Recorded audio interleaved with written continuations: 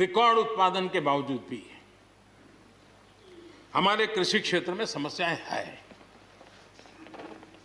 कोई ये तो मना नहीं कर सकता है समस्याएं नहीं है, लेकिन समस्याओं का समाधान हम सबको मिलकर के करना होगा। और मैं मानता हूं कि अब समय ज्यादा इंतजार नहीं करेगा। हमारे राम गोपाल जी ने बहुत ही अच्छी बात कही कि उन्होंने कहा कि कोरोना लॉकडाउन में भी हमारे किसानों ने रिकॉर्ड उत्पादन किया। सरकार ने भी बीज, खाद, सारी चीजें कोरोना काल में भी पहुंचाने में कोई कमी नहीं होने दी, कोई संकट नहीं आने दिया, और उसका सामूहिक परिणाम मिला कि देश के पास यह भंडार भरा रहा। उपज की रिकॉर्ड खरीदी भी इस कोरोना काल में ही हुई। तो मैं समझता हूं कि हमने नए नए उपाय खोज करके आगे बढ़ना होगा। और जैसा मैंने कहा,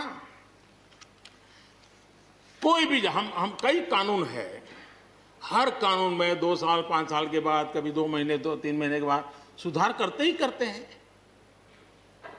हम कोई स्टैटिक अवस्था में जीने वाले लोग थोड़े हैं जी। जब अच्छे सुझाव आते हैं तो अच्छे सुधार भी आते हैं, और सरकार भी अच्छे सुझावों को, और सिर्फ हमारी नहीं, हर सरकार ने अच्छे सुझावों को स्वीकार किया। यही तो लोकतंत्र की परंपरा है।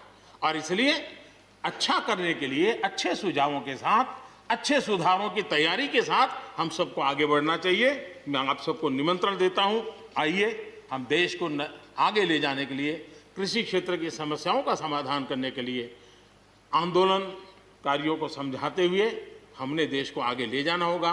हो सकता है कि शायद आज नहीं तो कल जो भी यहाँ होगा, किसी न किसी को ये काम करना ही पड़ेगा। आज मैंने किया है, गालियाँ मेरे खाते में जाने दो, लेकिन इस अच्छा करने में आप जुड़ जाओ। बुरा हो मेरे खाते में, अच्छा हो आपके खाते में, आओ मिलकर के चले।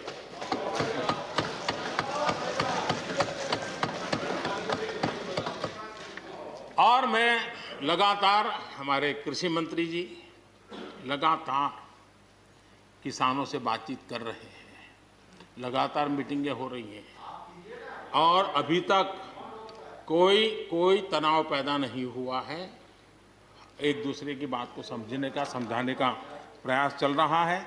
और हम लगातार आंदोलन से जुड़े लोगों से प्रार्थना करते हैं कि आप आंदोलन करना आपका हक है, लेकिन इस प्रकार से बुजुर्ग लोग वहाँ बैठे, ये ठीक नहीं है। आप उनको सबको ले जाइए, आप आंदोलन को खत्म कीजिए। आगे बढ़ने के लिए मिल बैठ करके चर्चा करेंगे, रास्ता खुले है। ये सब हमने कहा है। मैं आज भी इस सदन से माध्यम से भी निमंत्रण देता हूं। आदरणीय सभापति जी, ये बात निश्चित है, हमारी खेती को खुशहाल बनाने के लिए फैसले लेने का ये समय है। इस समय को हमने गंवा नहीं देना चाहिए। हमें आगे बढ़ना चाहिए, देश को पीछे नहीं ले जाना चाहिए। पक्ष हो, विपक्ष हो, आंदोलनरत साथी हो, इन सुधारों को हमने मौका देना चाहिए, और एक बार देखना चाहिए कि इस परिवर्तन से हमें लाभ होता है कि नहीं होता है। कोई कमी हो तो उसको ठीक करेंगे, और कहीं ढिलाई है तो उसको कसेंगे। ऐसा तो है नहीं कि सब दरवाजे बंद कर दिए बस। और इसलिए मैं कहता हूं, मैं विश्वास दिलाता हूं कि मंडियां अधिक आधुनिक बने, अधिक प्रतिस्पर्धी होगी। इस बार बजट में भी उसके लिए हमने प्रावधान किया है। इतना ही नहीं, एमएसपी है, एमएसपी था, एमएसपी रहेगा। ये सदन की पवित्रता समझे हम। जिन 80 करोड़ से अधिक लोगों को सस्ते में राशन दिया जाता है, वो भी कंटिन्यू रहेगा। इसलिए मेहरबानी करके भ्रम फैलाने के काम में हम न जुड़े, क्योंकि हमको देश ने एक विशिष्ट जिम्मेवारी दी है। किसानों की आय बढ़ाने के जो दूसरे उपाय हैं, उन पर भी हमें बल देने की जरूरत है। आबादी बढ़ रही है, परिवार के अंदर सदस्यों की संख्या बढ़ रही है, जमीन के टुकड़े छोटे होते जा रहे हैं।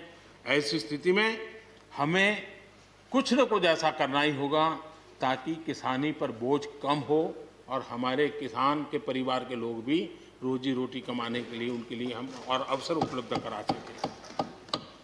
इनकी तकलीफों को दूर करने के लिए हमने काम करना होगा।